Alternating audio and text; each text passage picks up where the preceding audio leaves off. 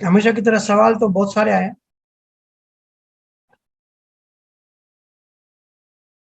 Emails पे और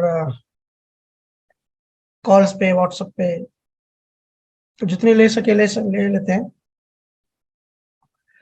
और बहुत ही प्यारे राम सनई ने एक्चुअली 3-4 वीक से मुझे मैसेज कर रहे हैं कि भाई भैया अहंकार को थोड़ा डिटेल में बताओ। तो आज पहले उसकी चर्चा करते हैं। देखो, अहंकार, ईगो, पूरी दुनिया में जितने भी थिंकर हुए, ज्ञानी हुए, संत हुए, सबका ज्ञान, दर्शन, फिलोसॉफी अलग अलग हो सकती है। अलग टाइम पे, अलग भाषा में, अलग फिलोसॉफी दी है अध्यात्म की।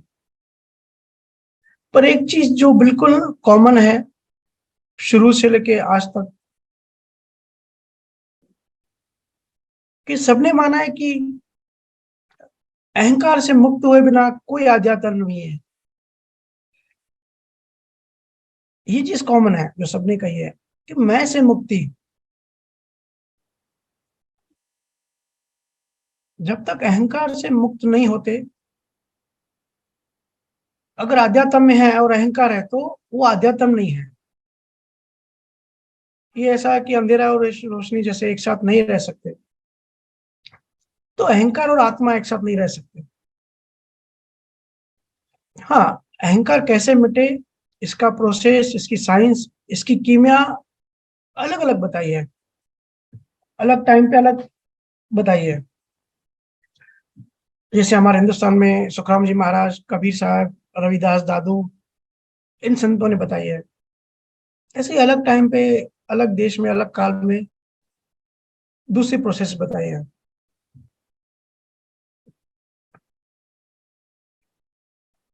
बहुत लोग कहते हैं कि भैया अहंकार तो डिस्चार्ज भी है। देखो, अहंकार को डिस्चार्ज मानने वाले वो कहते हैं कि फिर कुछ भी करो, कुछ भी करो, कोई बात नहीं भाई, सब डिस्चार्ज है। पर अगर ये माना, ये मान्यता बैठाई और स्वीकार किया, तो सूक्ष्म में अहंकार की वजह से कर्मों की पैदाश होती रहेगी। और इसलिए मैं कहता हूं कि डिस्चार्ज में साथ में चार्ज भी हो रहा है। डिस्चार्ज और चार्ज अभी आप एक ही समझो, इसमें उलझो मत। अहंकार को ध्यान से देखो, अहंकार को समझो, एनालिसिस करो, खुद पे एनालिसिस करो, खुद के अहंकार का। ये ऐसी बीमारी है जो हम सबके अंदर, हम सबको है। गुरु महाराज ने 9 तत्व लिंग शरीर बताया कि मन, चित्त, बुद्धि, अहंकार से कैसे मुक्त होना है। पूरी डिटेल बताई है और बहुत खूबसूरती से बताया है। 9 तत्व लिंग शरीर, मन, चित्त, बुद्धि, अहंकार, और 5 रूप, रस, गंध, स्पर्श, आवाज, इनसे कैसे मुक्त हो सकते हैं। देखो, बेसिक अहंकार क्या होता है? बेसिक अहंकार होता है मैं और मेरा। सबसे पहले मैं, हम अपने आप को रॉन्ग आई मानते हैं, अपने आप को शरीर मानते हैं। फिर उसका फैला होता है, अहंकार हमेशा बढ़ना चाहता है, हमेशा फैलना चाहता है। फिर जो मेरा होता है वो उसका फैला होता है। और ज्यादातर पुरुषों में, जो पुरुषों की जो डिजाइन बनती है, पुरुषों में मैं ज्यादा होता है। मतलब मैं पुरुषों में ज्यादा होता है 80%, और 20% पुरुषों में मेरा होता है। और महिलाओं में फिर मेरा ज्यादा होता है। मेरा पति, मेरा घर, मेरे बच्चे, मेरे पैसे, मेरा सोना, ये 80% होता है, 20% मैं होता है। पर बेसिक चीजें मैं और मेरा ही है। अहंकार एक बीमारी है, और जितना उसको भरोगे, ज्यादा बीमार होते जाओगे। अहंकार को मजा आता है भरने में, और खुद ही फंसता है। जैसे मकड़ी होती है ना, मकड़ी जाल बनाती है, बनाती जाती है, और एक दिन उसमें खुद ही फंस जाती है। वैसे ही अहंकार भी ये जाल बनाता जाता है और खुद ही फंस जाता है, और खुद को ही भुगतना पड़ता है।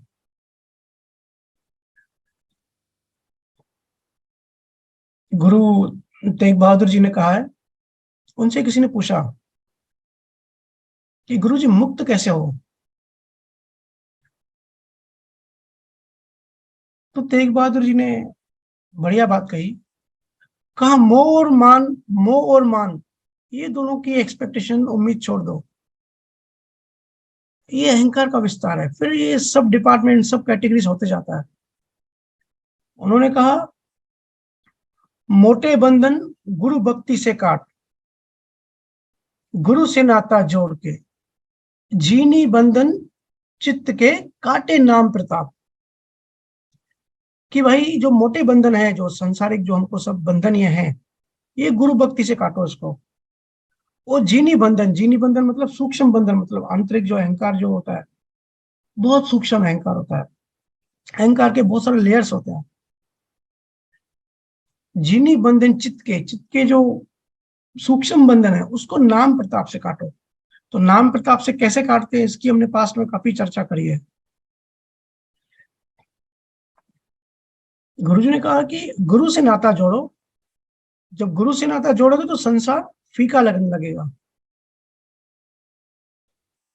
ऐसे छोड़ने जाओगे और बातें करोगे तो नहीं छूटेगा। अगर अपने आप को किसी ऊंची चीज से जोड़ोगे तो नीची चीज खुद ही निकल जाएगी।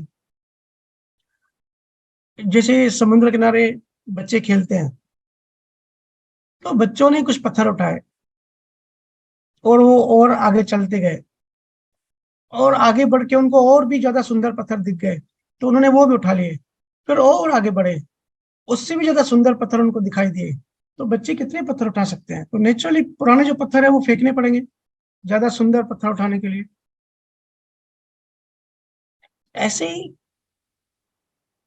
जब गुरु भक्ति से जुड़ते हैं, जो गुरु से नाता जोड़ते हैं, तो संसार में मोह कम हो जाता है, संसार का असर कम हो जाता है, अहंकार गलने लगता है। मोटे बंधन गुरु भक्ति से काटते हैं। देखो, कामकाज फिर भी करोगे, जिम्मेदारियां तो फिर भी निभाओगे, लेकिन उसमें फिर वो जो कर्म करोगे वो बंधन का कारण नहीं होगा। और जीना बंधन जो है, सूक्ष्म बंधन, वो मैं है। हम अपने आप को शरीर मानते हैं, कर्ता मानते हैं, ये किया मैंने, वो किया, मैं इतना सक्षम हूं। झूठा मैं संसार से जोड़ता है और सच्चा मैं परमात्मा से जोड़ता है। इसलिए आपकी मैं कहाँ है उसका थोड़ा एनालिसिस करो। दिन भर में जब भी फ्री बैठे हो ना, या नहीं भी बैठे हो, तो टाइम निकाल के आंखें बंद करके थोड़ा सा एनालिसिस करो। और किस किस रूपों में अहंकार करते हैं। इतनी छोटी छोटी चीजें होती हैं डेली लाइफ की, हमको पता भी नहीं पड़ता। हम एक फ्लो की तरह जिंदगी जीते हैं, जो भी होता है बस डील करते हैं। पूरा दिन ऐसे निकल जाता है, पूरी जिंदगी ऐसे निकल जाती है, लेकिन एनालिसिस नहीं करते। इसलिए गुरु कहते हैं कि अपने अहंकार का एनालिसिस करो। किस किस वस्तु में अहंकार आता है। कोई बड़े घर परिवार से होता है, तो उसको उसका अहंकार होता है कि मेरा घर बड़ा है, मेरा परिवार बड़ा है। किसी को कोई टैलेंट होता है, कोई आर्ट होता है, तो उसको उसका अहंकार होता है कि भाई मुझे ये टैलेंट है, ये मुझे करने आता है। कोई बहुत सुंदर दिखता है, कोई अपने रूप का अहंकार करता है, कोई अपने शरीर का अहंकार करता है।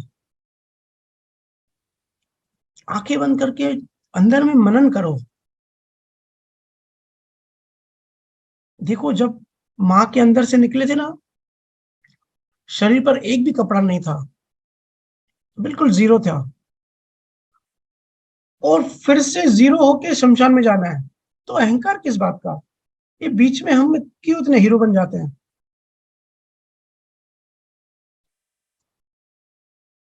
छोटी छोटी बातों में एनालिसिस करो। कोई खाना बहुत अच्छा बनाती है, तो रसोई का अहंकार आ जाता है।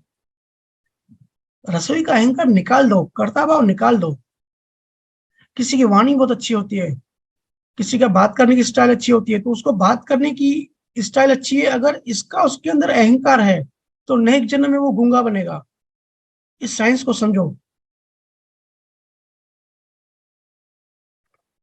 किसी किसी को अपनी जाति कुल का अहंकार होता है, किसी को मदर साइड का अहंकार होता है कि भाई मेरे नाना बड़े आदमी हैं, मेरे दादा बड़े आदमी हैं। होश से देखो कि मेरे चाचा पहुंचे हुए हैं, मेरे भाई ऐसे। कुल का अगर अहंकार करोगे तो नेक्स्ट जन्म में कुदरत बिल्कुल लावारिस बनाएगी। जिस चीज का अहंकार करोगे वो चीज खोती जाएगी। परिवार या पावर का, शक्ति का अहंकार करोगे, जाति का अहंकार करोगे, तो नेक्स्ट जन्म में वो जाति नहीं मिलेगी, और ना ही बल मिलेगा, ना ही कोई शक्ति मिलेगी। जिसका भी अहंकार करोगे वो खो दोगे। ज्ञान का अहंकार किया तो ज्ञान भी खो दिए। रावण बहुत बड़ा एग्जाम्पल है। रावण की बायोग्राफी पढ़ना अच्छे से। रावण इतना ज्ञानी था, सारे ग्रह नक्षत्रों को बांध के रखा था अपने शोल्डर पे।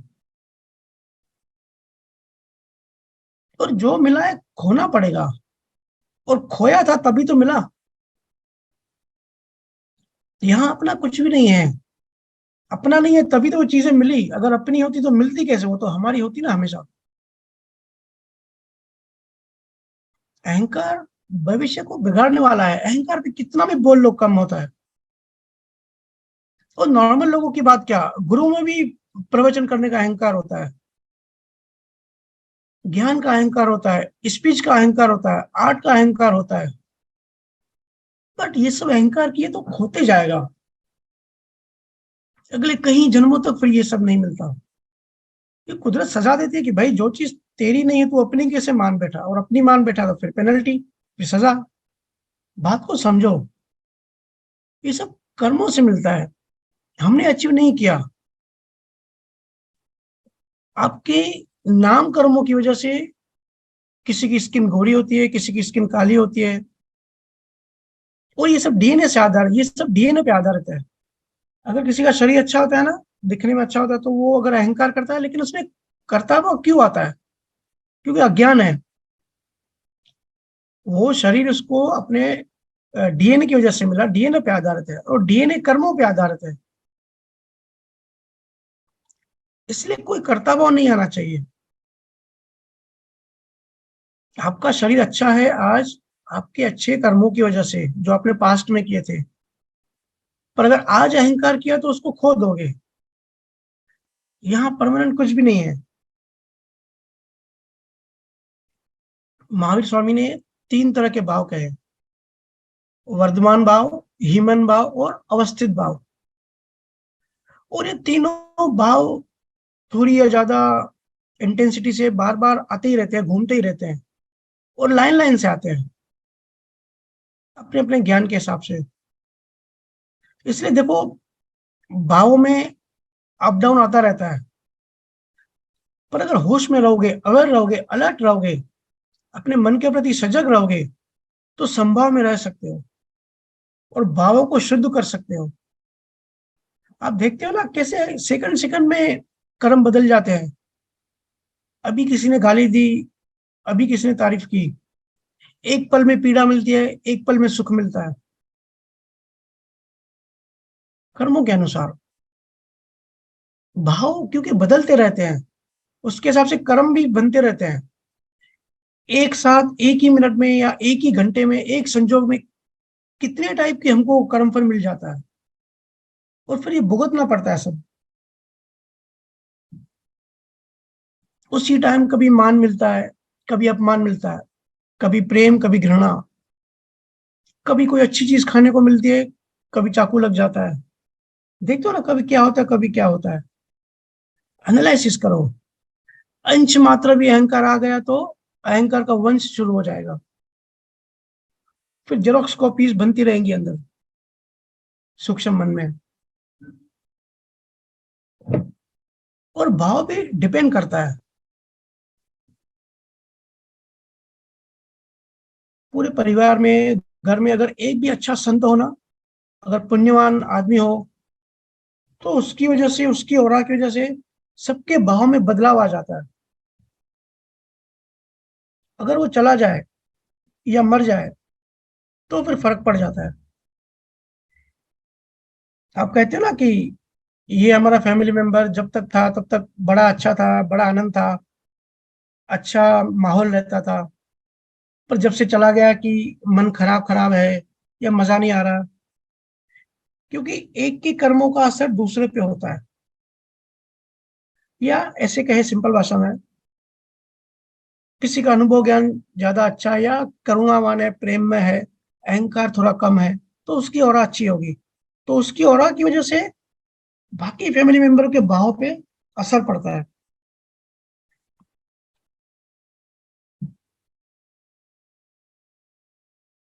तो अहंकार, और अहंकार को बुद्धि से नहीं मार सकते, क्योंकि बुद्धि जो है वो अहंकार का ही बेटा है, उसी का अंश है। बुद्धि से कितना भी जान लो नहीं जान सकते। सिर्फ और सिर्फ प्रेम, प्रेम एंटीडोट है अहंकार का। जिसके अंदर प्रेम की वैक्सीन है उसके अंदर अहंकार का वायरस नहीं आ सकता, क्योंकि प्रेम में खुद को मिटाना पड़ता है, अपने आप को मिटाना पड़ता है। प्रेम से अहंकार मिटता है। गुरु महाराज ने कहा है, तीन भक्तियां हैं, हम पास्ट में इसकी चर्चा कर चुके हैं। नेम भक्ति, प्रेम भक्ति और पराभक्ति। प्रेम की जब इंटेंसिटी इतनी तीव्र हो जाती है, इतनी बढ़ जाती है, मीरा जैसे, तब वो पराभक्ति में कन्वर्ट हो जाती है। उसमें फिर आत्मा अनुभव या आत्मबोध या ज्ञान वो आ जाता है, क्योंकि अहंकार की वजह से ही हमारा मिलन नहीं होता परमात्मा से। अहंकार हट गया बीच का, तो पूर्ण परमात्मा तो आप हैं ही, ज्ञान प्रकाश पूरा फैल जाता है। अहंकार मिटा के बोध आ जाता है। परमात्मा कोई गणित नहीं है जिससे बुद्धि को हर बुद्धि से आप सॉल्व कर दोगे या कोई फॉर्मूला लगा दोगे। लोग हैं, लोग आत्मा को बुद्धि से समझने की कोशिश करते हैं। आत्मा बुद्धि से बहुत परे की चीज है। तो बुद्धि के पार भी अस्तित्व है। जितना हमारा बुद्धि समझ सकती है सिर्फ उतना अस्तित्व नहीं है, उसके बियॉन्ड बहुत कुछ है। वो हाजिर है ही, लेकिन उसके और हमारे बीच में पहाड़ जैसा अहंकार खड़ा है। बुद्धि से कैसे समझोगे, बुद्धि हमारी छोटी। और परमात्मा को कैसे समझ सकते हो? जो समझ में ना आए वही परमात्मा, जो समझ में आ जाए वो संसार। सिर्फ प्रेम में डूबा हुआ इंसान ही ये अनुभव कर सकता है। रमन महर्षि ने कहा, जैसे आंख जो होती है, आंख की जो इंद्री है वो संगीत नहीं सुन सकती, या कान से आप देख नहीं सकते, क्योंकि हर इंद्री का अपना अपना अपने अपना गुण सेट है। वो एक दायरा सेट है, उसकी कैपेसिटी है, उस पर्टिकुलर टाइप की ही वेव्स वो रिसीव कर सकते हैं। ऐसे ही बुद्धि से परमात्मा को नहीं जान सकते। उन दोनों का ट्रैक अलग है, कैपेसिटी और गुण अलग है। बुद्धि पदार्थ को जान सकती है, एलिमेंट्स जो होते हैं ना, या प्रकृति को समझ सकती है, परमात्मा को नहीं जान सकती।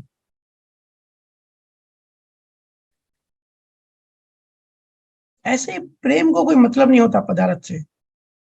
देखो मीरा को कोई मतलब था?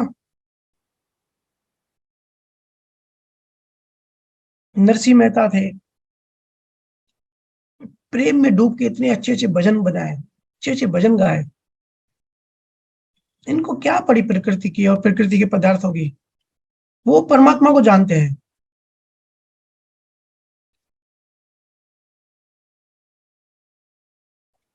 ये होती है प्यास। सतगुरु तुम्हारे अंदर प्यास और प्रेम पैदा करते हैं। ये गुरुओं का मेथड होता है अहंकार को मिटाने का। आज अहंकार को मिटाने का कोई भी मेथड कारगर नहीं है इस काल में, क्योंकि उतना स्ट्रांग हो चुका है, इतना स्ट्रांग हो चुका है। परमात्मा को जानना है तो झुकना सीखना पड़ेगा। ये एक ही रास्ता है, झुको, झुकना आना चाहिए। देखो हम सब झुकने में कितना हेसिटेट होते हैं। झुकना आना चाहिए। पराभक्ति से हम झुकना सीख लेते हैं। झुकने में कोई हेसिटेशन नहीं होता। ये पूरा प्रोसेस है। नाम सिमरन जाप ध्यान से प्रेम, प्रेम पैदा होता है, प्रेम से फिर नी अक्षर जागृत होता है, नी अक्षर से ध्वनि, ध्वनि से ध्यान समाधि, ऐसे करके process by process step by step आगे बढ़ा जाता है। फिर प्रेम, प्रेम से पराभक्ति, ये फिर जो प्रेम का पूरा प्रोसेस है ना, पूरा पराभक्ति में कन्वर्ट हो जाता है। फिर फिर जाके स्वरूप का बोध होता है। बड़ी बातें चल रही है, स्वरूप क्या है, आत्मा क्या है, सिर्फ बुद्धि से बातें करने से कुछ नहीं होगा। छोटे छोटे मुद्दे में क्यों अटकते हो? और छोटे छोटे मुद्दे इतने इंपॉर्टेंट क्यों आपकी लाइफ में? क्योंकि परमात्मा से प्रेम नहीं है, बड़ी चीज से प्रेम नहीं है। छोटी छोटी बातों में उलझते हो। सास ने चिल्लाया, काम वाली भाई नहीं आई, किसी की शादी नहीं हो रही, छोटी छोटी बातों में पूरा दिन निकल जाता है, पूरी जिंदगी निकल जाती है, उलझते ही रहते हैं।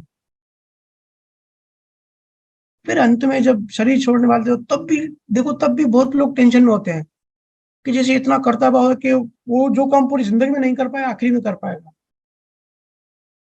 सारे संतों ने प्रेम को सबसे ऊंचा बताया है। जहां प्रेम नहीं, दया भाव नहीं, करुणा नहीं, वहां राक्षस प्रवृत्ति है समझो। प्रेम करो, प्रेम में डूबो। जीसस ने भी कहा कि भाई इतनी सारी बातें मुझे समझ में नहीं आती, पुराने नियम की, बाइबल में लिखा है, बस प्रेम ही समझ में आता है। बड़ा आसान मार्ग, सहज मार्ग बन जाता है।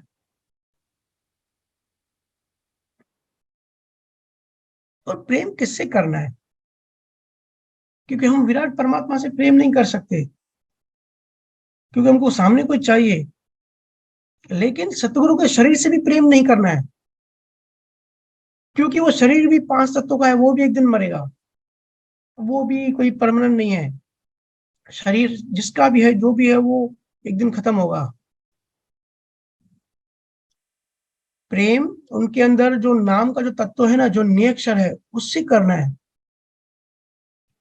जिसका बीज तुम्हारे अंदर है, नाम से प्रेम करना है। प्रॉब्लम क्या है ना, इस वक्त तुम अपने देह से बहुत गाढ़ी गाढ़े तरीके से तन्मयकार हो। तो तन्मयकार, ये टूटे कनेक्शन टूटे कैसे? नाद की जो हम बात बार बार बात करते हैं, नाद की सीढ़ी चढ़ो, नाद की सीढ़ी चढ़ के नाद के सोर्स तक पहुंचो।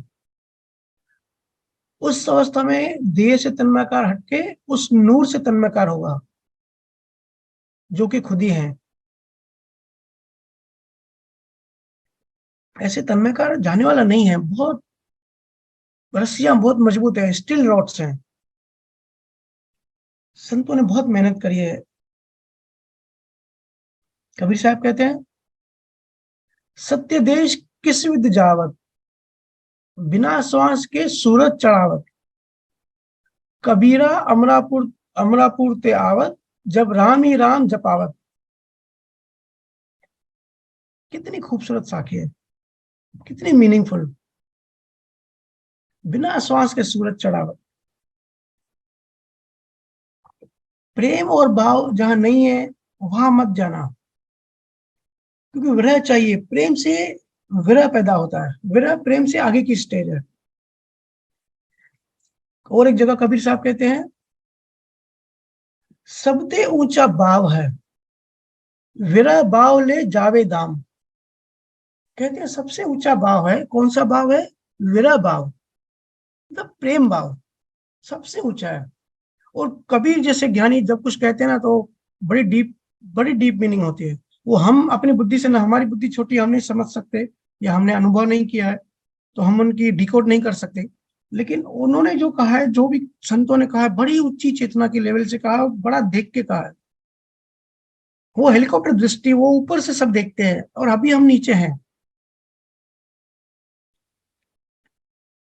तो कहते हैं, कबीर जे घट आवते है, ता आवे दावे, आवे राम। कि उस घट तक, अमरापुर तक पहुंचने के लिए विरह भाव चाहिए।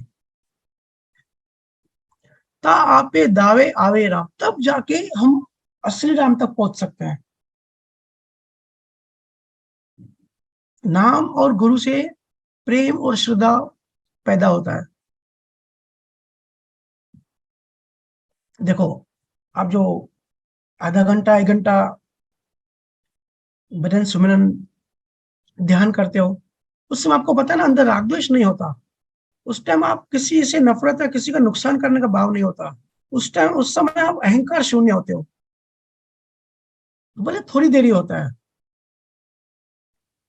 एक पारलौकिक मनोदशा होती है। आप सबने अनुभव किया ना, मुझे लिखते हो ना। तो धीरे धीरे ऐसे करते करते यही मनोदशा पूरा दिन, पूरी जिंदगी हो जाएगी। अहंकार शून्य। हमको अहंकार शून्य होना है।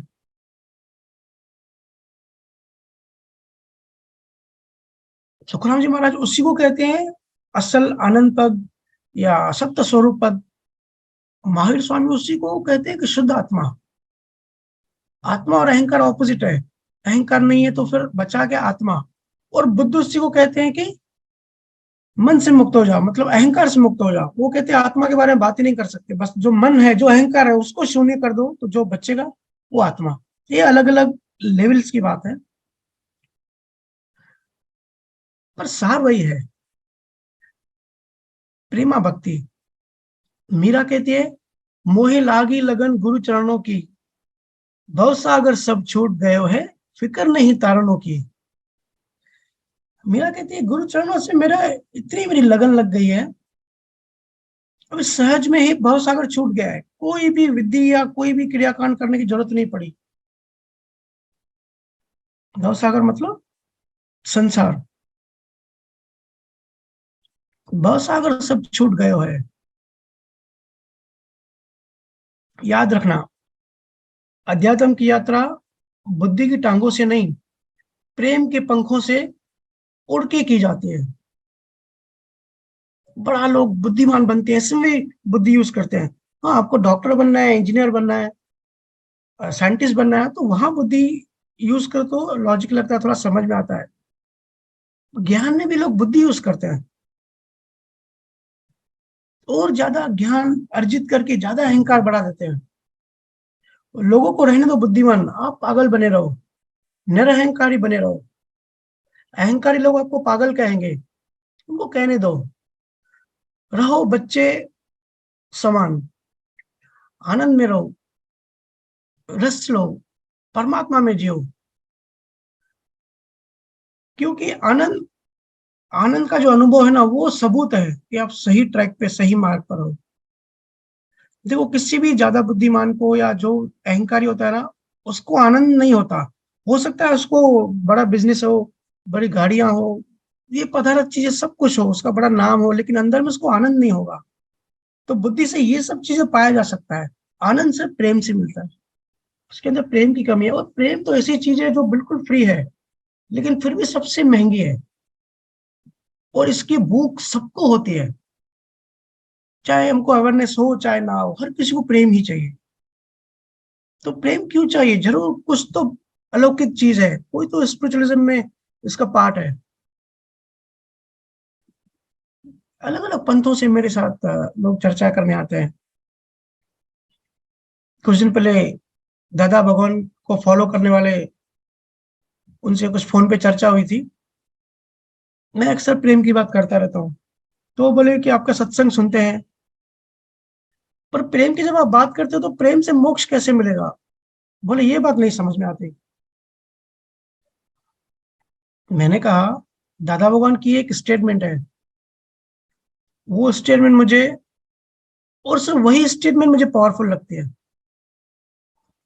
उन्होंने कहा एक जगह, रिलेटिव धर्म से प्रेम, और प्रेम से परम विनय आता है, और परम विनय से ही मोक्ष मिलता है।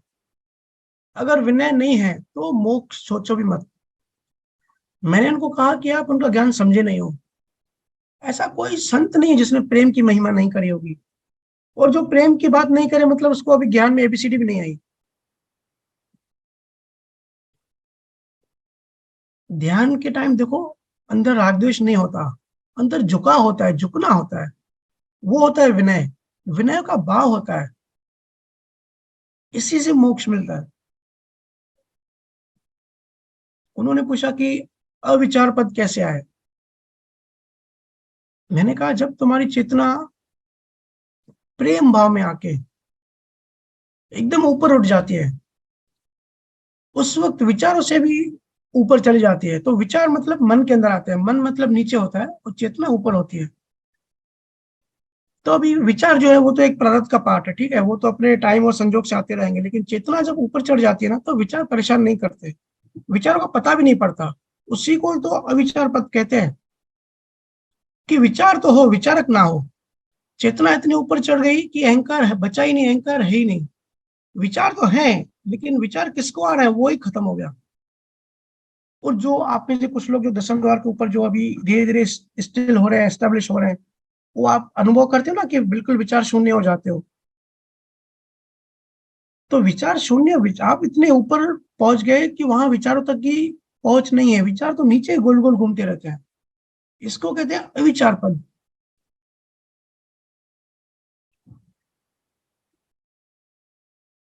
मेरे से पूछे कि हमको अनुभव क्यों नहीं हो रहा है, क्योंकि आप बुद्धि से अनुभव करने की कोशिश कर रहे हो। होने का अनुभव सिर्फ ध्यान में कर सकते हो। या तो आप अहंकार हो, या तो आप आत्मा हो। और जितनी प्रेम की इंटेंसिटी बढ़ती जाएगी, उतना आपका अहंकार खोता जाएगा। कबीर ने कहा है ना, मैं था हरि नहीं, अब हरि है मैं नहीं। पूरा अध्यात्म आ जाता है इन दो लाइनों में,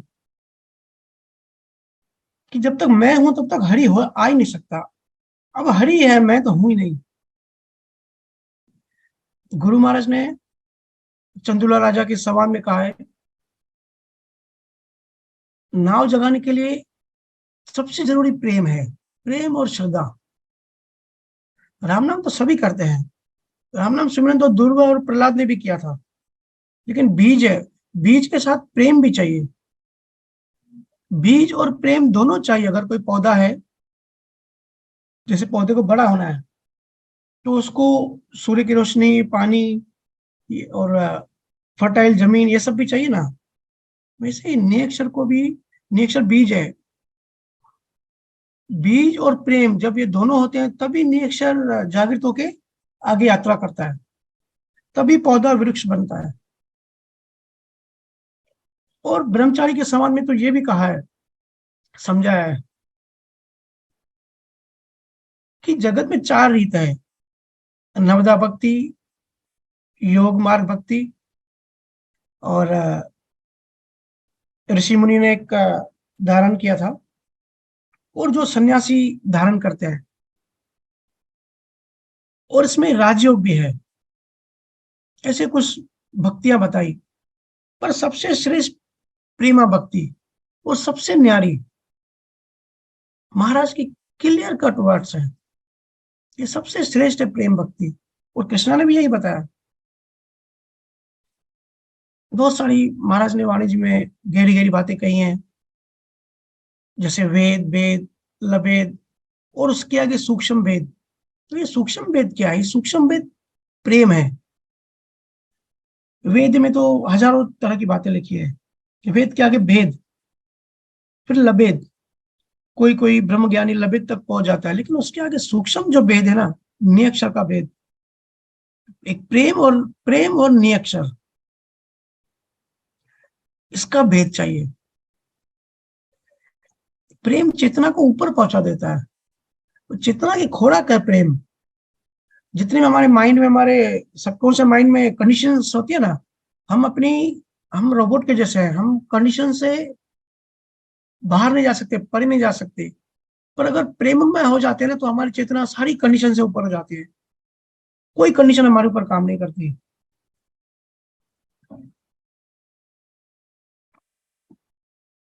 आम तरह का संसारी लोग जो होते हैं, वो राग को ही प्रेम समझते हैं। राग प्रेम नहीं है, ये हमने चर्चा करी थी। किसी भी प्रेम में अगर कोई शर्त है, कोई कंडीशन है, तो वो प्रेम नहीं है, वो राग है या वो मोह है।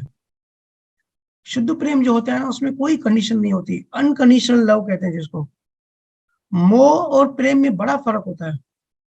और आमतौर पे लोग मोह को ही प्रेम समझते हैं। दोनों डिफरेंट है। मोह जो होता है वो आसक्ति होती है, वो फंसाता है। मोह होता है वो अचीव करना चाहता है कि ये मुझे मिले। जिसमें मोह है उसको पाना चाहता है। और प्रेम, प्रेम को फर्क नहीं पड़ता, क्योंकि आसक्ति, पाने की आसक्ति नहीं होती। बस प्रेम एक फ्लो की तरह होता है, बस निकलता है। सामने वाले तक पहुंचे नहीं पहुंचे, लेकिन अंदर से निकलता है सामने वाले के लिए। और मोह एक्सप्रेस करना चाहता है, मोह पकड़ना चाहता है। प्रेम न्यूट्रल रहता है, पकड़ो या नहीं पकड़ो। जिसके अंदर परमात्मा का प्रेम भरने लगे, उसकी उसको दूसरी कोई काम वासना नहीं पकड़ती। इसलिए सतगुरु का सहारा लिया जाता है। सतगुरु के सामने झुकने से अहंकार टूटता है, ईगो टूटता है। ऐसे तो हम किसी के सामने झुक नहीं सकते। लेकिन इसमें सतगुरु को भी ईगो नहीं आना चाहिए। अगर ज्ञानी को भी सूक्ष्म अहंकार भी आ गया, तो उसका जो गुरु तत्व है वो निकल जाता है। गुरु मंडल से कनेक्शन टूट जाता है। ये गुरु के लिए बड़ी टेस्टिंग और बड़ी रिस्की मामला है। आमतौर पर लोग समझते हैं कि किसी गुरु की रिस्पेक्ट करो, उसकी तारीफ करो, उसके पैर पड़ो, तो गुरु बड़ा खुश होता है। पर असली गुरु, नकली गुरु खुश होगा, असली गुरु डरेगा, असली गुरु बहुत अलर्ट रहेगा। और हम फंसाते हैं असली गुरु को। अगर हल्की सी भी तरंग आ गई ना, तो उसके अंदर भी अहंकार पैदा हो जाएगा, कर्ता भाव आ जाएगा। कर्ता भाव जिसमें नहीं है वही सतगुरु, उसमें ही सत्य की खुशबू होती है। पर शिष्यों का धर्म है झुकना। किसके सामने झुक रहे हैं वो इम्पोर्टेंट नहीं है, किसके सामने वो अंदर से झुक रहे हैं, प्रणाम कर रहे हैं या प्रेम में रो रहे हैं, वो इम्पोर्टेंट नहीं है। इम्पोर्टेंट है कि वो झुक रहे हैं। अहंकार फ्रैक्चर हो रहा है, इतना स्ट्रांग होता है, जल्दी वो टूटता नहीं है। उसको फ्रैक्चर करना है। ऐसा हुआ अभी जलगांव में कुछ सत्संग था कुछ महीने पहले। तो कुछ लोगों ने पैर धोए, उनका भाव जगा। तो पैर धोए तो कुछ लोगों को चोट लग गई। पर चोट क्यों लगी? एक तो प्रारब्ध कर्मों का जो हिसाब है, वो लेन देन नहीं समझ पाए कि भाई ये भी हिसाब किताब होता है। अगर कोई गुरु है, उसका अगर यश नाम कर्म है, तो बाहर से ऐसे संजोग बनेंगे। तो ये तो बेसिक पॉइंट ही चूक गई। दूसरा, उनकी नजर उनको सतगुरु की देह दिखाई दी, पर शिष्यों का प्रेम नहीं दिखाई दिया, लोगों का झुकना नहीं दिखाई दिया।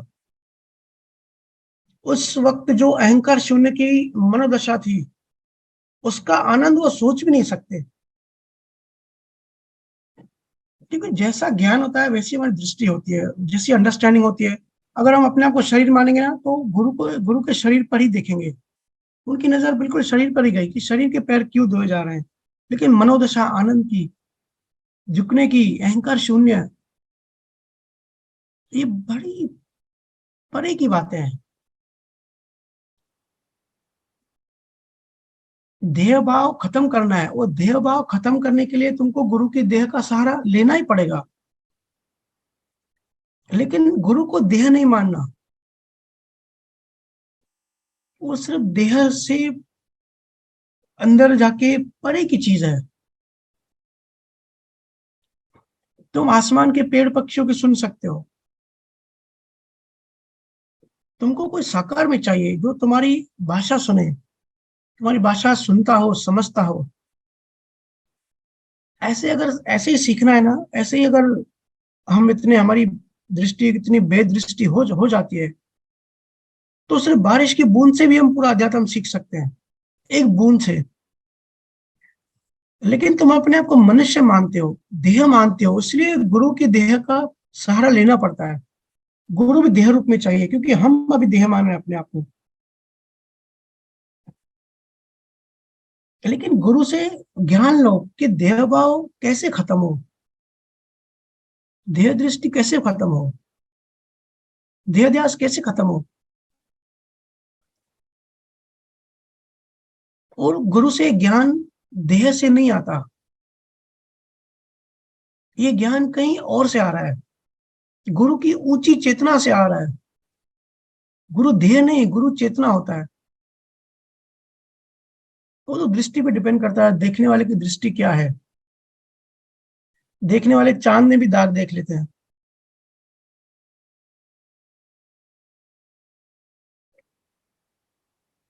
लेकिन अध्यात्म एक ऐसी बात होती है कि छुरी की नोक पे पैर रखने जैसा होता है। लेकिन कुछ टेस्टिंग कर सकते हैं। अगर किसी गुरु के सानिध्य में रह के चित्त में सरलता, दया, विनम्रता, दृष्टि का साफ होना, अकड़ कम होना, अहंकार शून्य का अनुभव होना, भ्रम और भ्रांतियां अगर मिट रही हैं, अगर डर कम हो रहा है, अगर चिंता कम हो रही है, अगर एक बिंदासपन और बेपरवाही आ रही है, ये सब हो रहा है, तो समझ जाना कि सही राह पर हो। नहीं तो मानो तो गंगा, नहीं मानो तो बहता पानी, है ना। ईगो को तोड़ना है, ये बड़ी बीमारी जड़ों तक घुसी हुई है और जन्मों जन्म हमारे साथ ट्रेवल करती है। तो ईगो को कैसे तोड़ रहा है, गुरु महाराज ने साइंस बताई, नौ तत्व लिंग शरीर का एग्जाम्पल दिया, उससे ऊपर जाओ। लेकिन ये सब बातें, हम सब बातें करते हैं।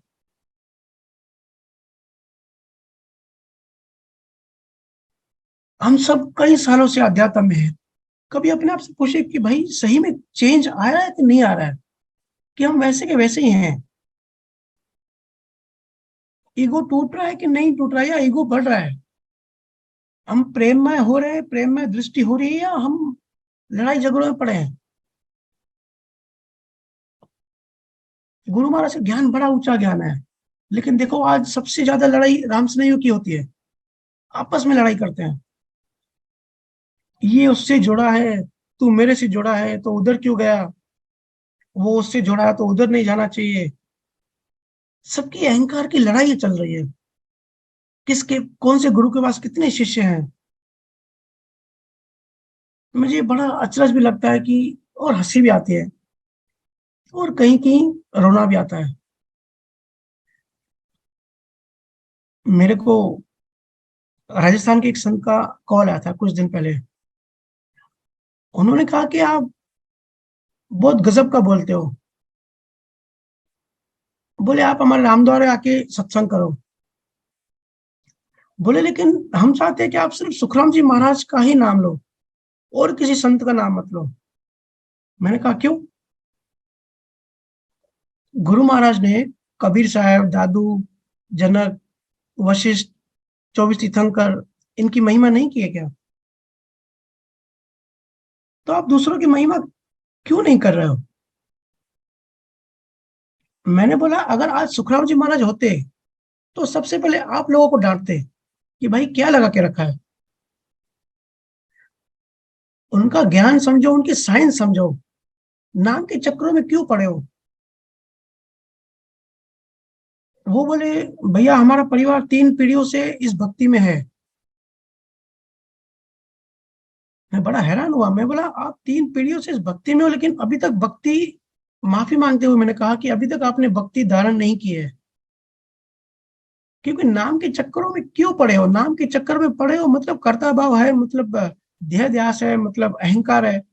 कहाँ है प्रेम भक्ति। सब अपना अपना नाम बढ़ाने की लड़ाई में और चक्कर में लगे पड़े हैं हर पंथ में। तो ये अहंकार है, ये ज्ञान नहीं है। ज्ञान के नाम पे अहंकार है। कोई भी सच्चा गुरु नाम के चक्करों में नहीं पड़ता। 3 साल पहले जब कोरोना का टाइम था, उस टाइम सिंगापुर यूनिवर्सिटी में काफी सारी रिसर्च चल रही थी।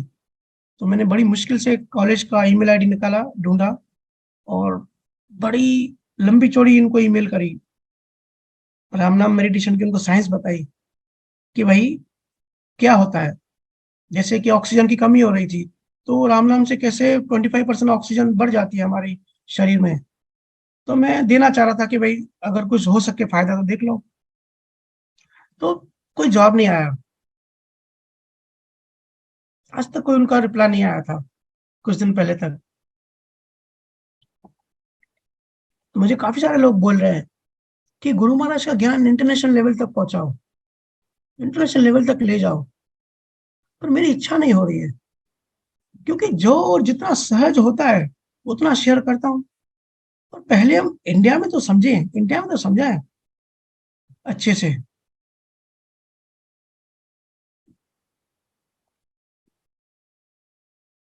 आज ऐसा है कि एक राम स्नेह को दूसरी जगह एंट्री नहीं मिलती। ये पूजा मेरे से पूछती रहती है कि भैया इनको ऐड करूं ग्रुप में। मैं बोलता हूँ भाई तुझे जो करना है कर, कौन इन सब में पड़े, किसको टाइम रखा है। और आप लोग सब बहुत मेहनत करते हो, मैं इसकी सराहना करता हूँ। पर मेरा ध्यान जो है ना, सिर्फ ज्ञान की गहराइयों में ही लगाना चाहता हूँ।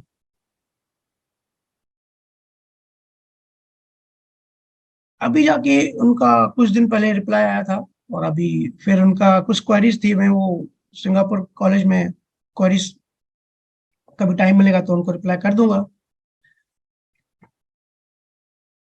तो ये सब चीजें खुद ही सहज होती हैं। गुरु महाराज का ज्ञान इतना साइंटिफिक, इतना ऊंचा ज्ञान है, कबीर साहब का भी ज्ञान इतना ऊंचा है। केवल ज्ञानी जितने भी हैं सबका ज्ञान इतना ऊंचा है, सहज ही खुद ब खुद ही जिसको पहुंचना है वहां पहुंच जाएगा। पर इन लड़ाइयों को समझो। अभी कुछ साल पहले मैं और मेरा एक फ्रेंड जोधपुर गए थे, वहां किसी रामद्वार में जाना था। तो वहां ऐसा था कि जोधपुर से भी 50 किलोमीटर आगे था, और वो गांव था पूरा। और हमको कुछ पता नहीं था। मैं तो मुंबई से गया, वो जयपुर से था, तो हमको आइडिया नहीं था कि वहाँ क्या है कैसा है। तो हम जोधपुर से फिर सेम डे बस करी, बस में बैठे। तो पहुंचते पहुंचते रात के 8 साढ़े 8 बज गए। हालांकि कुछ लोग बस में पूछ रहे थे कि इतनी रात को वहां पहुंचोगे, तो कुछ होगा ही नहीं, गांव में कुछ मिलता भी नहीं है। ठीक है, हम भी निकले थे एक्सप्लोर करने, एक्सपेरिमेंट करने, एडवेंचर करने, निकल लिए। फिर जहां हमको बस ने छोड़ा, वहां से पता किया, एक तो कोई दिख नहीं रहा था। फिर कुछ दिखे, मतलब हमने लिटरली घर के अंदर जाके पूछा कि भाई यहाँ से इस गांव में जाना है, कैसे जाएं। तो बोले अब यहाँ से 10 किलोमीटर वॉक करके जाना पड़ेगा। तो इतनी ट्रैवलिंग करके हम गए थे, फिर वहां से 50 किलोमीटर बस में गए, फिर वहां से सामान उठा के 10 किलोमीटर अंदर गांव से, खेतों के बीच में से होते होते हम वॉक करके रामद्वार में गए। शायद 10 बज गए थे, 10 11 बज गए थे रात के। तो वहां पे हमने गेट नॉक किया, तो वो लोग गेट ही नहीं खोल रहे थे। वो बोले भाई आप कहाँ से आए हो, मैंने कहा मुंबई से आया हूँ। तो बोले आने से पहले इन्फॉर्म करना चाहिए, और कौन से रामद्वारा से जुड़े हो। तो मुझे हंसी आ गई, मैं बोला यहाँ भी यही हाल है। मैं बोला भाई किससे भी जुड़ा हूँ, परमात्मा से जुड़ा हूँ, क्या फर्क पड़ता है। हम दूर से आए हैं, गेट खोलो, हमको भूख लगी है, प्यास लगी है, पानी खत्म हो गया, यहाँ तो दूर दूर तक कुछ मिल ही नहीं रहा है। और कुछ नहीं, पानी पिला दो, जो एक इंसान इंसान को पिलाता है। छोड़ दो राम स्नेही और संतों की भाषा छोड़ दो, किसी भी धर्म वाला किसी भी धर्म को पानी तो पिलाता है। आप भाई पानी पिला दो। वो अंदर से बोले नहीं नहीं, हम पहले अपने ऊपर वाले से कॉल करके पूछेंगे गेट खोलना है कि नहीं खोलना है। फिर आए, बोले कि हम गेट नहीं खोल सकते क्योंकि आप दूसरे रामद्वार से जुड़े हुए हो। हम इतने हंस हंस के पागल हो गए थे कि क्या चल रहा है। हमने कहा भाई ठीक है, कुछ खाना ही खिला दो। ठीक है, अंदर मत आने दो, बाहर ही आप खाना को फेंको और पानी को फेंको, हम पानी तो पी ले, बाहर ही बैठे हैं पूरी रात। तो बोले नहीं, आपको कुछ खिला भी नहीं सकते, क्योंकि आप एडवांस में इन्फॉर्म करके नहीं आए हो। आपकी पहले पूरी जांच होगी, कहाँ से आए हो, किससे जुड़े हो, उसके बाद आपको एंट्री मिलेगी। तो हम फंस गए, अभी क्या करें। काफी लंबी चौड़ी स्टोरी है, मैं तो शॉर्ट में बता रहा हूँ। अब थके हुए थे, सोचो थके हारे, इतने ट्रैवल करके गए थे। और मेरा दोस्त तो मुझे ही गालियां दे रहा था कि भाई तेरे साथ सब ऐसे ही सब होता है। अभी वापस 10 किलोमीटर जाना आया, और गांव में कोई दिख भी नहीं रहा था। आप जो गांव में रहते हैं उनको पता है 7-8 के बाद बिल्कुल अंधेरा हो जाता है। तो हमने बहुत रिक्वेस्ट करी। एक को उधर जो वॉचमैन था उसको दया आई, बोले मैं काम करता हूँ, बोले मुझे परमिशन तो नहीं है लेकिन मैं पानी की बोतल फेंकता हूँ ऊपर से, एटलीस्ट पानी पी लो। लेकिन उसने पानी की बोतल फेंकी तो उसके दूसरे रूम में गिर गई, तो मतलब वो भी नहीं मिला। हम हंस हंस के वापस आए बातें करते करते। फिर 10 किलोमीटर वॉक करके वापस आ गए, और अभी वहां से तो वापस जोधपुर जाने के लिए भी कुछ मिल नहीं रहा था। तो रोड पर ही बैठ गए, रोड पर ही सो गए। तो ऐसा है, कहाँ है भक्ति, कहाँ है ज्ञान? ये इससे जुड़ा, वो मेरे से जुड़ा, इन सब में उलझन है, सब उलझे हुए हैं। मुक्त हो जाओ भाई, भक्ति और ज्ञान मुक्त करने के लिए होती है, और डेली लाइफ में जो मुक्त नहीं है वो आगे भी उसको मोक्ष नहीं है।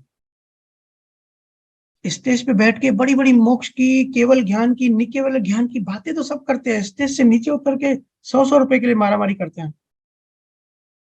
या किसी दो संतों को स्टेज पे बिठा दो, एक को ऊपर कुर्सी दो, दूसरे को नीचे बिठाओ, तो जो नीचे बैठा है वो बातें करेगा मोक्ष की, केवल ज्ञान की, लेकिन उसको बहुत हर्ट होगा कि भाई मुझे नीचे बिठाया, उसको ऊपर बिठाया, अहंकार को चोट लग जाएगी। तो कहाँ है ज्ञान? ये भी संसार ही है। उससे अच्छा कोई दुकान खोल लो, मुक्त रहो। अगर कबीर आश्रम गए तो दूसरी जगह दूसरा गुरु एंट्री नहीं देगा। अगर दूसरे गुरु से जुड़े हो तो वो निकाल देंगे। कहीं भी अगर ऐसा दिखे ना तो समझ जाओ कि गुरु खुद ही मुक्त नहीं है। अभी बेसिक चीज जो है तेरी मेरी, उससे ही वो मुक्त नहीं है, अभी उसी में उलझा पड़ा है। और वहां से उसी टाइम भाग जाना। जैसे हम, हाँ, वो मेरे फ्रेंड ने बोला कि हम वहीं बैठते हैं गेट के नीचे, वो बोला अभी मैं चल ही नहीं पाऊंगा। मैंने बोला अभी कुछ भी हो जाए, यहाँ से तो चल, यहाँ से निकलते हैं और रोड पे जाके बैठते हैं। उसी टाइम भाग गए वहां से। गुरु कभी बांधता नहीं है, और जो बांधे वो गुरु नहीं है। जो दूसरों की बुराई करता है या बुरे भाव बनाता है, या कहे वो छोटा है मैं बड़ा हूं, समझो अज्ञानी है। उसको ज्ञान में इंटरेस्ट नहीं है, कंट्रोवर्सी में इंटरेस्ट है। असली ज्ञानी तो हंसता है। कबीर को तो पेनल्टी मिलती थी, वो हंसते रहते थे।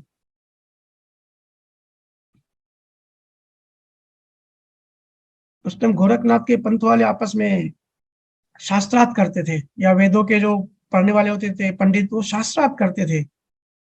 तो शास्त्रों में वो वेद पढ़ के आते थे कि भाई अहंकार शून्य करना है, लेकिन वो लड़ाई करते थे कि मैं जीतूं और मैं जीतूं। तो कबीर दोनों पे हंसता था कि भाई अगर आप इतने ज्ञानी हो तो कंपटीशन क्यों कर रहे हो, और कंपटीशन कर रहे हो तो फिर ज्ञानी कैसे हुए? और कबीर ने इतना बोल दिया, फिर उसको वो जो राजा के जो कोड़े होते हैं वो मारने की उसको सजा मिली। ऐसे बहुत सारी सजा मिली, और संतों को मिलती है। तो ज्ञान नहीं है।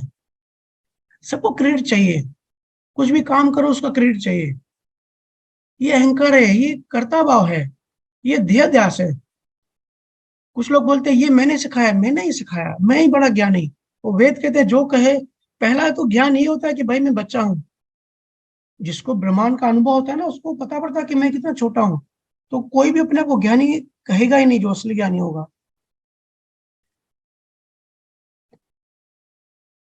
सबको क्रेडिट चाहिए। कुछ लोग मुझे कहते हैं कि आप सुखराम जी का नाम बहुत कम लेते हो। कुछ बोलते हैं कि भाई हम बड़े ज्ञानी हैं। सबको नाम चाहिए। नाम चाहिए मतलब शरीर से जुड़े हो, अभी भी चेतना शरीर पर ही अटकी है। संसार इंसान को, अगर उसकी कंपनी है तो कंपनी में उसका कंपटीशन होती है। हम जाते हैं टेंडर, हम सब टेंडर भरते हैं, तो ऐसा लगता है कि टेंडर, हमको टेंडर मिले या हम जीते और हमारी कंपनी का नाम हो। तो ये संसारी बात है। लेकिन ज्ञान में भी अगर ऐसे अगर लगे कि भाई मेरा ज्ञान सबसे ऊंचा, तो ज्ञान कैसा हुआ? संसार का वो तो ऊपर का जो बॉक्स है वो ज्ञान का है, लेकिन उसका जो कंटेंट, जो अंदर चीज है, वो संसारी है। संसार की, अंदर संसार है, बाहर पैकिंग सिर्फ ज्ञान की है। मैं तो मस्ती में जो आता है वो शेयर करता हूँ। कबीर पंथी मुझे बोलते हैं कि आप कबीर का नाम बहुत कम लेते हो। कुछ कहते हैं कि बुद्ध की डिटेल में चर्चा करो, जो गौतम बुद्ध फॉलोअर्स होते हैं। अरे आप सब ज्ञान को समझे ही नहीं हो, बेसिक चीज से ही चूक गए, अहंकार शून्य नहीं हुए। अहंकार बड़ी बीमारी है, और इसको एनालिसिस करो। मैं इसके लिए आज इसकी बात कर रहा हूँ, क्योंकि इसका एनालिसिस करो। एनालिसिस किया कि उस अहंकार से आप मुक्त हो जाओगे, उस टाइम होश आ जाएगा। क्योंकि मन बड़े चुपके से, बड़ी सूक्ष्म तरीके से अहंकार को बढ़ाते जाता है। तो लोग संतों की बातें नहीं समझ रहे हैं, संतों का ज्ञान नहीं समझ रहे हैं। मंदिर जाना, गुरुद्वारा जाना, रामद्वारा जाना, वहां सिर्फ ग्रंथों में जाके मत्था टेकते हैं, और वहां जाते हैं पिकनिक की तरह जाते हैं। इतने बड़े ज्ञानियों, इतने बड़े गुरुओं का ज्ञान है, और पिकनिक की तरह जाते हो। या सेल्फीज निकाल के, फोटो निकालने जाते हैं, डाल देंगे फेसबुक पे कि भाई ये देखो मैं इधर गया। आपको पता भी है उन संतों ने कितनी पीड़ाएं सह के वो हमको ज्ञान दिया। उस ज्ञान को समझने की कोशिश करनी चाहिए। उस गूढ़ ज्ञान को डिटेल में पूछना और बताना चाहिए। वो जो ग्रंथों के अंदर जो मैसेज है ना, मैसेज को डिकोड करना चाहिए। तो लोग 3-3 घंटे साखियां पढ़ते हैं, वो सिर्फ आधा घंटा 1 घंटा ज्ञान देते हैं, या ज्ञान समझाते हैं, वो जो मैसेज होता है। और सुमिरन तो सिर्फ 15 मिनट भी नहीं करते। मेडिटेशन, ध्यान, जो बेसिक सार है, ऐसा नहीं होना चाहिए। मुझे भी लोग बोलते हैं कि भाई आप ज्यादा साखियां लिया करो। मैं बोलता हूँ, मस्ती में उनको बोलता हूँ कि भाई मुझे गुरु महाराज का आदेश है कि ज्यादा ज्ञान पे फोकस करो, ज्यादा ज्ञान दो, और आसान भाषा में ज्ञान देने की कोशिश करो। गुरु महाराज भी चाहते ना तो संस्कृत में पूरा ज्ञान दे सकते थे, पर उन्होंने आसान भाषा चुनी। उन्होंने कहा कि मैं वही भाषा में ज्ञान दूंगा जो आम इंसान समझ सके। कितना अज्ञान है संसार में।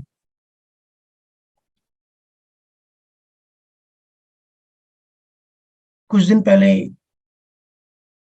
एक जो पाठी होते हैं ना, जो ग्रंथों की देखभाल करते हैं, पूजा पाठ करते हैं, या ग्रंथों को साफ करते हैं, सफाई करते हैं, अगरबत्ती वगैरह लगाते हैं,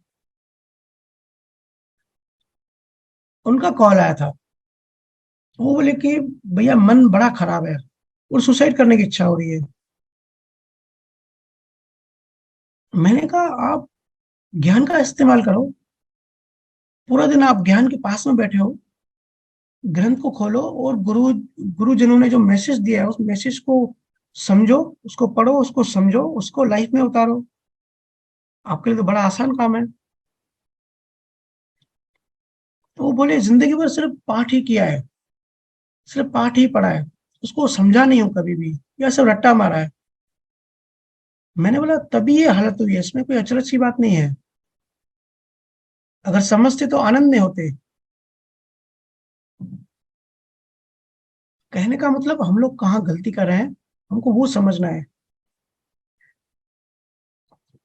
प्रथाएं जो भी हैं वो करने में कोई बुराई नहीं, लेकिन प्रथा, सिर्फ प्रथा में नहीं उलझ जाना है, प्रथा में बात खत्म नहीं करनी है, मैसेज को समझना है। हमारे इसमें जब कोई मर जाता है तब सुखमनी चलाते हैं, तो सुखमनी का जो मैसेज होता है ना, वो कोई समझने की कोशिश नहीं करता। सिर्फ एक प्रथा बन गई कि भाई कोई मरे तो सुखमनी चलाओ। और अगर ऐसे भी किसी घर में सुखमनी चलेगी ना, तो ऐसा लगेगा कभी इसके घर में कोई मर गया है। ऐसे इस तरीके से हम जीते हैं। ऐसी होती है हमारी जिंदगी।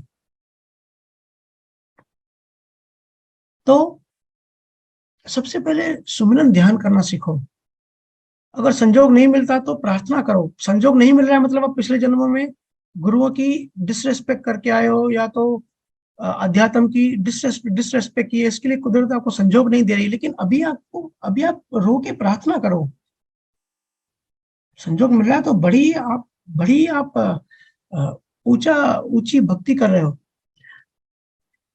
मैं आपको कहना चाहता हूँ कि इस वक्त आप जो समझ रहे हो, सुन रहे हो, 800 करोड़ लोग हैं पूरी दुनिया में, लेकिन 150 लोग आप जो सब ज्ञान सुन रहे हो ना, सारी दुनिया का सबसे श्रेष्ठ ज्ञान है। संतों का जो ज्ञान है ना, जो केवल ज्ञानियों का जो ज्ञान है, सबसे श्रेष्ठ है, इससे श्रेष्ठ कोई नहीं है।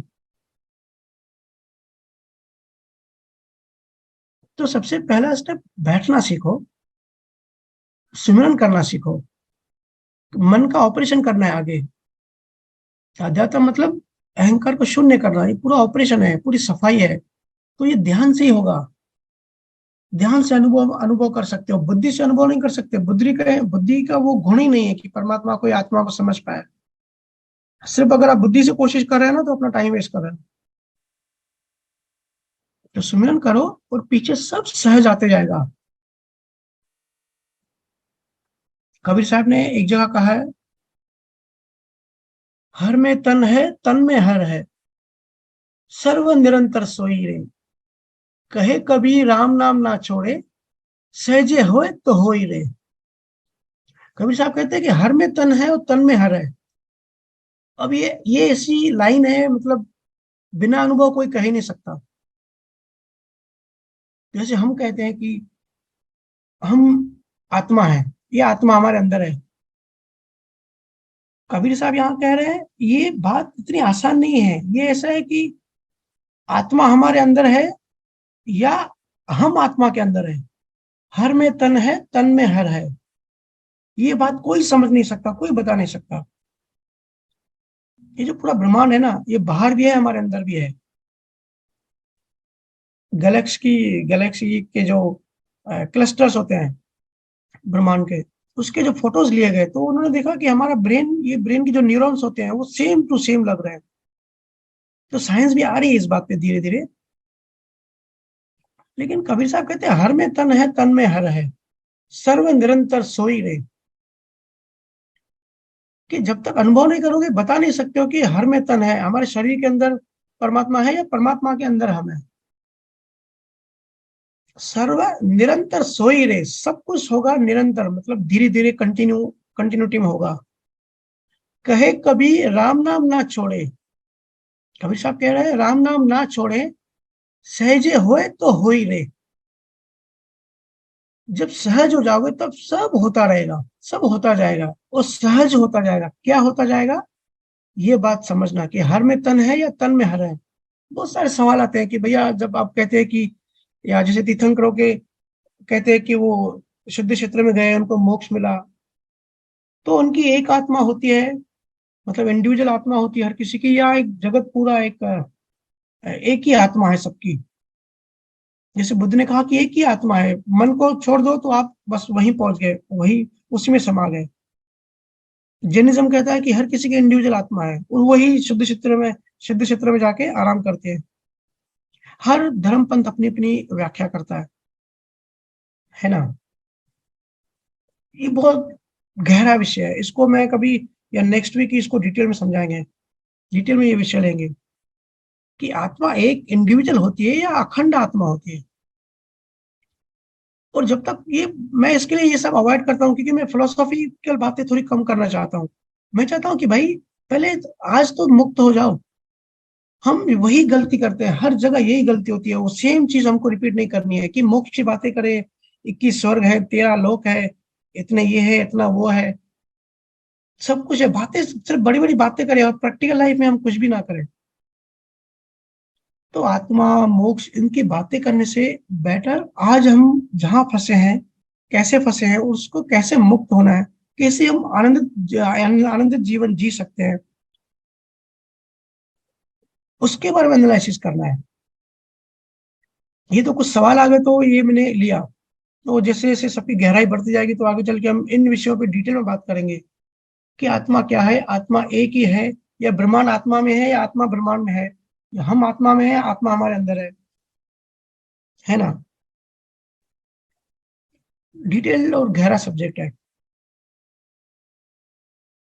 क्योंकि मेरा सत्संग यूट्यूब पे भी हर टाइप के लोग सुनते हैं, और दूसरे धर्मों, दूसरे पंथ वाले भी सुनते हैं। इसके लिए गहरी बातें की थोड़ा कम पकड़ के जनरलाइज बातें थोड़ी ज्यादा होती है, ताकि मुक्त हो जाओ, एक एक चीज से मुक्त हो जाओ।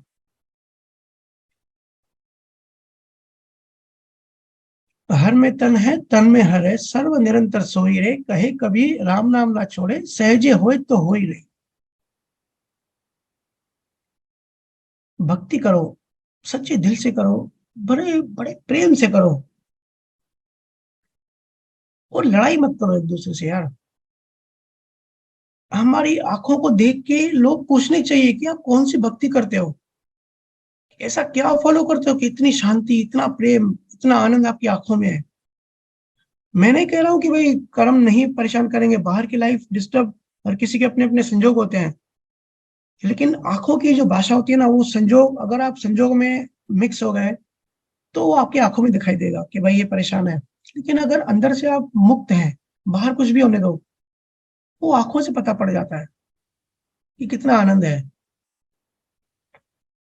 और मैं याद दिलाने आया हूँ कि तुम्हारी जिंदगी कितनी कीमती है, कितने सालों बाद मिले हैं, ये संजोग कैसे मिला है हमको, इसकी वैल्यू नहीं पता। इसको यूं ही वेस्ट मत करो, होश बढ़ाओ, प्रेम करो, मोहब्बत फैलाओ। लोग मेरे से पूछते हैं कि भैया पिछले जन्मों की याददाश्त क्यों चली जाती है, या इस जन्म में हमको सब कुछ क्यों नहीं दिखता। क्योंकि कुदरत का पैटर्न है, कुदरत की डिजाइन है। अगर आपको पिछले जन्म ऐसे ही हर किसी को याद आ जाएंगे तो सब मोक्ष में चले जाएंगे, फिर तो प्रकृति की मौत हो जाएगी। इसलिए प्रकृति ने ऐसे डिजाइन बनाई है कि हमको ये मानव तन मिला है ना, इसकी हमको वैल्यू पता नहीं है। प्रकृति ने ऐसा सिस्टम बनाया है कि सब उलझे रहे हैं दुकान और धंधे बनाने में, घर परिवार को बड़ा करने में। जो चीज हमारी नहीं है, जो माया है, माया का मतलब है जो है नहीं लेकिन लगती है, दिखती है, भ्रांति होती है, इल्यूजन होता है। जो चीज मेरी नहीं है हम उसको पकड़ के उसको बढ़ाना चाहते हैं। तो ये प्रकृति के डिजाइन, उसने हमको ऐसे करके रखा है। लेकिन गुरु हमारी आंखें खोलना चाहते हैं, भाई जिंदगी बड़ी कीमती है, टाइम बड़ा कीमती है, ऐसे वेस्ट मत करो। भक्ति बड़ी ऊंची चीज है। सुखराम जी महाराज का नी केवल है, कबीर साहब की उन्मनी दशा, बुद्ध का निर्वाण, शंकराचार्य का अद्वैत, कृष्ण का सांख्य योग, प्रेम योग, महावीर का वितराग, ये सब ऐसे ही नहीं आएगा। ये सब सिर्फ और सिर्फ प्रेमा भक्ति से आएगा। ये सब प्रेम भक्ति से गुजरे आगे पीछे, क्योंकि इसके बिना अहंकार जाएगा ही नहीं, प्रेम के बिना ईगो टूटेगा ही नहीं। तो हमको बुद्धि से सिर्फ ये बातें करके बैठ नहीं जाना है। क्योंकि देखो, आप सब कहते हो ना कि भैया बेचैनी फिर भी होती है, और मतलब वो आनंद नहीं आ पा रहा है, आनंद नहीं आ पा रहा है क्योंकि मुक्त नहीं हो पा रहे हो अहंकार से। क्योंकि बुद्धि से आप इन चीजों को समझ रहे हो। आप सब कहते हैं ना भैया सत्संग का टाइम बढ़ा हुआ है तो डेली सत्संग करो। वो इसलिए नहीं किया जा सकता क्योंकि सिर्फ ज्ञान नहीं देना है, प्रेम देना है। ज्ञान तो यूट्यूब पे है ही ऑलरेडी, आप कोई भी चैनल खोल लो, पूरा ज्ञान ही ज्ञान है। लेकिन उससे क्या होगा पता है, उससे आप बुद्धि में ज्ञान आएगा और अहंकार बढ़ेगा, उससे आपकी बेचैनी और बढ़ेगी, और आप जड़ होते जाओगे। क्योंकि यूट्यूब से आप प्रेम नहीं कर सकते, प्रेम तो सिर्फ सतगुरु से होता है। और अध्यात्म मतलब प्रेम। हमेशा ध्यान और अपनी सुरती जो है वो परमात्मा में लगाओ। जैसे किसान होता है ना, किसान, किसान की सूरत हमेशा अपने खेत में लगी होती है। ऐसे ही आपकी सूरत हमेशा परमात्मा में, ध्यान हमेशा परमात्मा में होना चाहिए, हमेशा ज्ञान में होना चाहिए। और इसको मेरा प्रवचन मत समझना, इसको मेरा दिल से निकला हुआ निमंत्रण समझना, भवसागर से पार होने का निमंत्रण, नाव में बैठने का निमंत्रण। प्रेम को समझो, अहंकार ऐसे नहीं जाएगा। अगर आपकी लाइफ में प्रेम नहीं है और सिर्फ बुद्धि में ज्ञान इकट्ठा करते जा रहे हो तो बेचैनी नहीं जाएगी, ऊपर नहीं उठोगे, चेतना ऊपर नहीं चढ़ेगी। एक ने पिछली बार सत्संग के बाद सवाल किया था कि भैया सत्संग में बहुत आनंद आता है और रोना भी आता है, और बड़ा अच्छा लगता है, ऐसा लगता है कि विचारों से परे हो जाते हैं, एक विचार नहीं आता।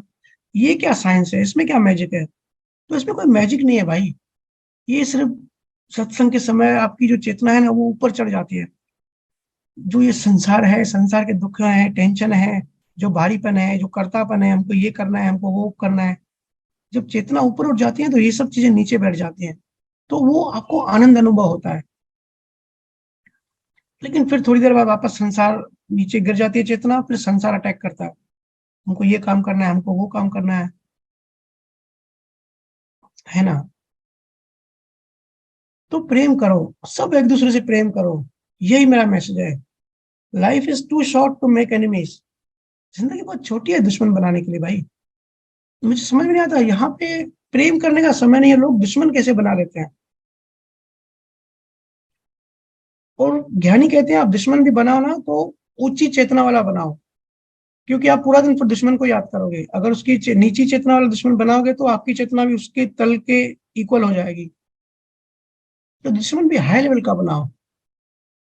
पर क्यों बनाना, इतना टाइम किसके पास है, इतनी श्वासें किसके पास है। पहले ही लोग परेशान है, अज्ञान ज्यादा है हर जगह पे। देख रहे हो ना, बड़े बड़े ज्ञानों, बड़े बड़े अच्छे अच्छे पंथों में भी अज्ञान है। माया और अहंकार की, वासना की वहां पे मौजूदगी है,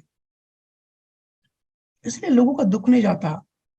अपने आसपास देखो, कितने लोग दुखी हैं, कितनी घर घर में आग लगी हुई है, अज्ञान से, पैसे से, शरीर से, वासनाओं से, सब दुखी है, सब परेशान है। दूसरों पर दया भाव करो, करुणा रखो। और जो दया नहीं कर सकता ना, वो मानव ही नहीं है। करुणा रखो, एक दूसरे की हेल्प हेल्प करो। अगर हेल्प ना भी कर पाओ तो एटलीस्ट ऐसा भाव रखो। अगर किसी के भी चेहरे पे स्माइल ला सको तो कोशिश करो। और अगर आप सब मुझे प्रेम करते हो तो मेरे लिए सिर्फ इतना एक काम करना, आपके आसपास कोई अगर दुखी दिखे, कोई जरूरतमंद दिखे, तो बस उसकी हेल्प कर देना यार। किसी के चेहरे पे स्माइल ला सके तो जरूर लाओ। अगर संजोग हो, अगर सहज हो तो प्रेम करो, प्रेम में जियो, प्रेम में जागो, प्रेम में उठो, प्रेम में मरो। आज इतना ही, यही सत्संग को विराम देते हैं। आप सबका बहुत बहुत धन्यवाद। सभी को राम राम।